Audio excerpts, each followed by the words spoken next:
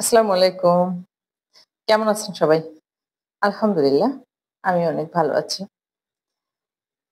Live village চ্যানেলের পক্ষ থেকে আমি আপনাদের কাছে আজকে একটা ভিডিও নিয়ে আসলাম।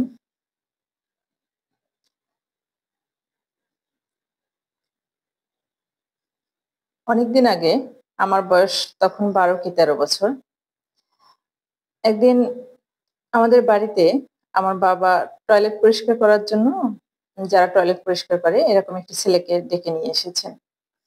ছেলেটির বয়স ১২ অথবা ১৩ হবে এরকম। আমারও ওরকম ১০-১১ বছর বয়সের আমি তখন। তো ঐদিন ছুটি ছিল আমার। শুক্রবার ছিল, স্কুল ছুটি ছিল, বাড়িতে ছিলাম। টয়লেট পরিষ্কার করার পর ছেলেটি যখন চলে যাচ্ছিল, আমার বাবার মনে হলো যে তাকে খেতে দেওয়া দরকার বা সে ক্ষুধার্ত এটা বুঝতে পারল।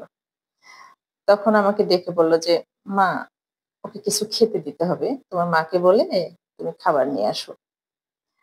পরে আমি আমার মাকে বললাম। পরে প্লেটে ভাত দিল এবং তরকারি দিল। তরকারি ছিল সেদিন মাছ দিয়ে আলু, বেগুন বা এই টাইপের কিছু সবজি দিয়ে মাছ রান্না করেছিলেন।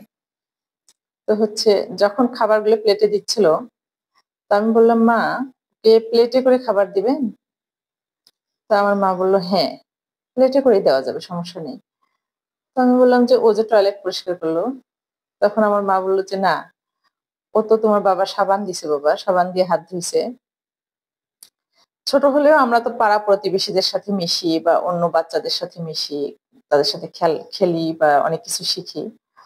তো আমার মাথায় এটা কাজ করতেছিল যে ও যেহেতু টয়লেট পরিষ্কার করে বা অ্যা সেই আ এ ইয়ার মানে আলাদা গোত্রের বা আলাদা উম ইয়ার তো যাই হোক আমি একদম সহজভাবে বলতেছি যে তখন আমরা এটা বুঝতাম যে যারা মেথর, মুচি তারা আসলে উম সবার সাথে খেতে পারে না বা সবার সাথে বসতে পারে না এরকম একটা ধারণা বাইরে শুনে বা বাচ্চাদের সাথে মিশে শুনে।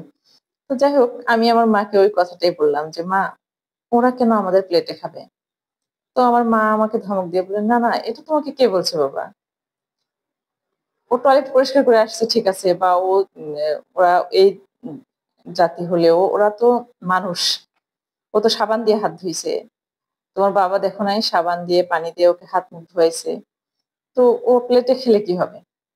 তো দেখেন এখানে আমি কিন্তু মার কাছে শিক্ষাটা পেলাম। বা আমার বাবা যে ওই ছেলেটা টয়লেট পরিষ্কার করতে আসছে, তাকে কিছু খেতে দিতে হবে। সে ক্ষুধার্ত, তাকে ভাত খাওয়াতে হবে। এটাও আমি কিন্তু আমার পরিবার থেকে শিক্ষা পেলাম। এজন্যই আমরা আসলে পরিবারকেই শাশ্বত বিদ্যালয়ের যে কথাটা, এটা অনেকাংশেই সত্যি এবং আমরা দেখে থাকি। একটা শিশু ছোটবেলা থেকে বাবা-মার কাছে যেটা শেখে, সেটা সে কখনোই ভোলে না। বইয়ের পড়া অনেক সময় পড়লেও আসলে ওইভাবে মনে থাকে না বা নিজের ক্ষেত্রে ওইভাবে কাজে লাগানো বা ফলানো সবাই সেটা করে না বা সবসময় করা হয় না। তো পরিবার থেকে যে শিক্ষাটা পায় বাবা-মা, ভাই-বোন, দাদা-দাদি সেটা কিন্তু আসলে সারা জীবন তার মনে থাকে বা তার লাইফের সে প্রতিটা পর্যায়ে সেটা ফলানোর চেষ্টা করে। এই ছিল আমার আজকের কথা। ভালো থাকবেন, আমার চ্যানেলের সাথেই থাকবেন।